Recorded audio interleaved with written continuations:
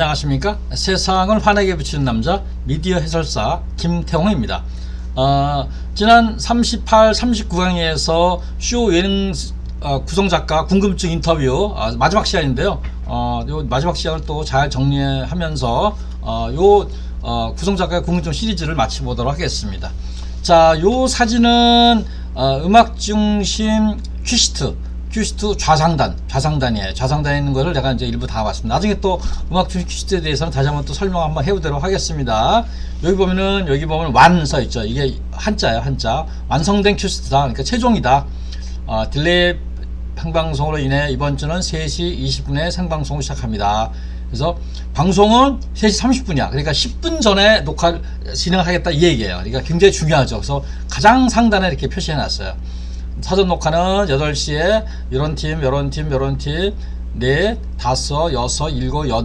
8개 팀을 사전 녹화 오전에 하고 오후에는 또 찬미 로운의 사전 녹화를 한다. 그래서 한 10개 팀 정도 사전 녹화를 하니까 4년 전 얘기죠. 그러니까 그때는 사전 녹화가 굉장히 많았다. 그래서 음악 리허설 및 스텝 회의는 오후 1시 20분에 한다.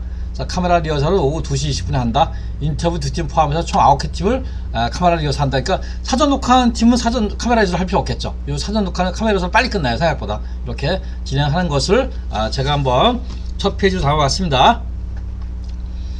그러니까 이제 계속해서 질문 내용으로 들어가 보겠습니다.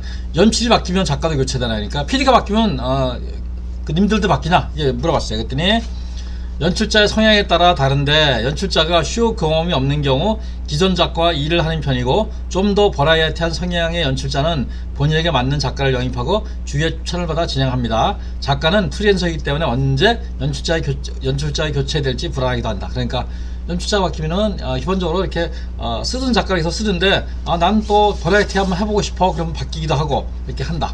그래서 작가는 프리랜서예요. 그러니까 방송사는 프리랜서들은요 내일 그만두면 그만두는 거예요. 뭐 이렇게 이게 1년 뒤에 그만두고 이런 거 없고 프리랜서이니까. 그래서 이렇게 그런 것 때문에 굉장히 불안하다 이렇게 얘기를 합니다.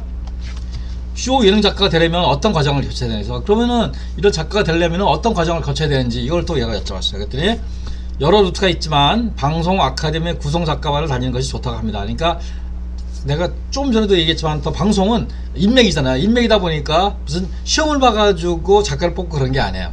그러다 보니까 구성 작가반에 가서 많은 작가들 같은 동료들 또 위에 현직에서는 오시는 구성 작가반이 가리키는 강의들을 통해서 이렇게 되는 경우가 많기 때문에 아카데미를 다니는 것이 중요하다 이렇게 얘기를 합니다.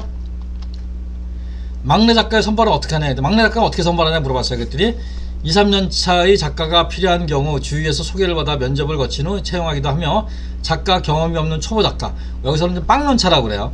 그러니까 필요한 경우 관련 아카데미 입찰과 면접 후 채용한다. 그러니까 2, 3년 작가는 주변에서 야 이번에 우리가 수요 음악 중심 하는데 2, 3년 차 작가 필요한데 쓸만한 애 없어? 이렇게 물어봐서 아름아름 들어오기도 하고, 또 아예 작가 경험이 없는 친구, 우리는 그래서 빵년 차라고 그래요. 1년 차도 아니야, 빵년 차래. 0년 차인데 0년 차가 좀 발음이 안 좋아. 이렇게 빵년 차라고 얘기를 한다고 합니다. 이런 작가들은 아카데미에 출시해서 이번에 아카데미 구성반 작가 출신 중에 이번에 그 막내로 아예 초심자를 하려고 그러는데 없어요. 그러면 한 2, 3명들 보내서 추천을 통해서 이렇게 진행한다 이렇게 얘기합니다.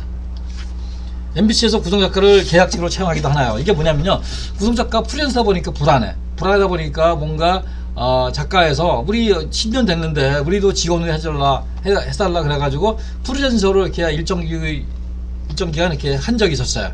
그 얘기입니다. 그래서 몇 년 전에 일부 작가를 계약직으로 채용했으나 예능 구성작가는 타 방송사와 일을 병행하기 때문에 대부분의 구성작가는 프리랜서 일을 하고 있다. 그러니까 그렇게 했는데 계약으로 붙게 되면은 딴 데서 일을 못해요. 못하다 보니까 약간 불합리해. 그러다 보니까 다시 원위치 돼가지고 지금은 작가들도 이렇게 프리랜서로 진행하는 작가가 거의 대부분이다 이렇게 얘기를 합니다.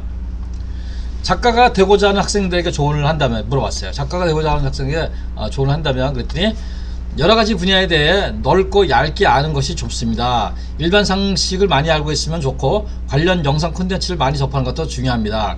컨셉이나 아이디어 회의 시 막내가 의견을 제시해 반영하기도 하며 자료조사를 하는 경우에도 폭넓은 지식이 필요하면 효과적인 업무를 진행할 수 있습니다. 평소에 다양한 책을 읽는 습관을 갖는 것도 중요하다. 그러니까 넓고 얇게, 그러니까 깊숙하게 막 음악만 깊숙하게 아는 게 아니라 전반적으로 두루두루 알고 있으면은 어떤 아이디어 제공할 때 이렇게 탁탁 돼서 진행을 좋은 이 의견을 내서 반영을 하기도 한답니다. 그래서 넓고 얇은 지식, 그러니까 이런 걸 많이 알고 있으면 좋다. 그래서 이제 평소에 책 읽는 습관을 가지기 좋다. 그래서 책도 좋고, 제가 보기에는 시사 주간지 또 신문 이런 거를 작가들은 보면 좋다고 생각을 합니다. 이런 얘기를 갖다가 이제 마지막 이 작가분께서 면회 해줬습니다. 그래서 오늘 쇼 예능 구성 작가에 대하여 음악 중심으로 궁금증 3회차 걸쳐 진행을 해봤는데요. 또 다른 얘기, 이제 퀴즈트라든가 또 대본에 대한 얘기를 좀 더 또 다음 시간에 해보도록 하겠습니다.